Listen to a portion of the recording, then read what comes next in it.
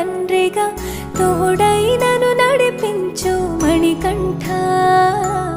కష్టాలే తరిమినా కన్నీరే ముంచిన నీవే నాకు దిక్కు కదా అయ్యప్ప.